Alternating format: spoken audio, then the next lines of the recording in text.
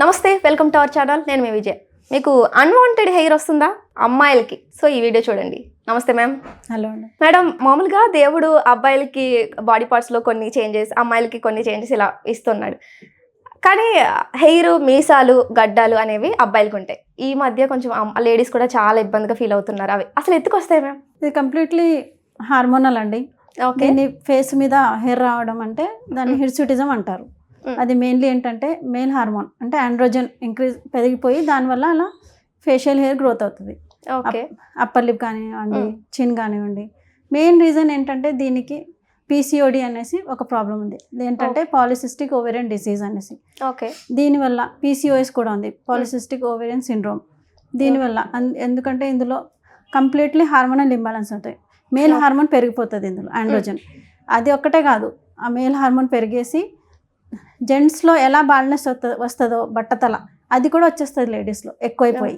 సరిగ్గా మీరు ట్రీట్మెంట్ తీసుకోకపోతే, టైంకి మీరు ట్రీట్మెంట్ తీసుకోకపోతే ఈ ప్రాబ్లం కూడా వచ్చేస్తుంది.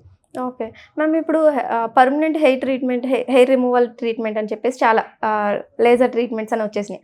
అవి చేసుకోవడం వల్ల పర్లేదా? ఏమైనా రిస్క్ ఉంటుందంటారా? తీసుకోవచ్చు అండి. హెయిర్ గ్రోత్ ఆపేసి దానికి లేజర్ తీసుకోవచ్చు. అప్పర్ లిప్కి కానీ, లేడీస్ అప్పర్ లిప్, చిన్ తీసుకోవచ్చు. దానికి ఏం సైడ్ ఎఫెక్ట్ ఉండదు. కానీ అది ఎందుకు వస్తుంది? ఆ ట్రీట్మెంట్ అలాగే ఉండిపోతుంది. అది ఎందుకు వస్తుంది? మీకు పీసీఓడి వల్ల వస్తుందా, పీసీఓఎస్ వల్ల వస్తుందా? పీసీఓడి అంటే ఓవేరీలో నీటి పురుగుల్లాగా వచ్చేస్తాయి. దానివల్ల హార్మోన్స్ మొత్తం పెరిగిపోయి అలా అయిపోతుంది. మేల్ హార్మోన్ పెరిగిపోయి చేయాలి దానికి ట్రీట్మెంట్, అప్పుడే అది స్టాప్ అవుతుంది.